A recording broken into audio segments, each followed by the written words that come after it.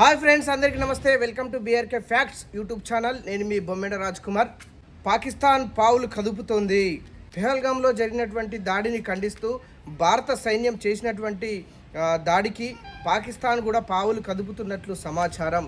భారత్ మరియు పాకిస్తాన్ల మధ్య జరుగుతున్నటువంటి యుద్ధం రోజు రోజుకు తీవ్ర స్థాయికి చేరుకునేటువంటి సమాచారం ఉంది. కాబట్టి ప్రజలారా ప్రతి ఒక్కరూ చాలా జాగ్రత్తగా ఉండండి.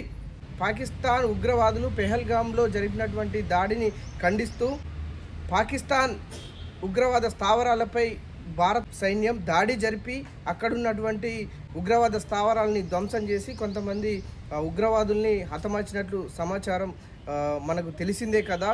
దీన్ని బట్టి అక్కడున్నటువంటి పాకిస్తాన్ ఆర్మీ ఒకవైపు మరియు ఉగ్రవాద శక్తులు ఒకవైపు భారత్పై దండెత్తి యుద్ధం చేస్తారేమనేటువంటి సమాచారం అయితే ఉంది. కాబట్టి ప్రజలారా ప్రతి ఒక్కరూ జాగ్రత్తగా ఉండండి. ప్రజలందరికీ విన్నపము, నా యొక్క సూచన ఏంటంటే ఎక్కువగా రద్దీ ఉన్నటువంటి ప్రదేశాల్లో తిరగకండి.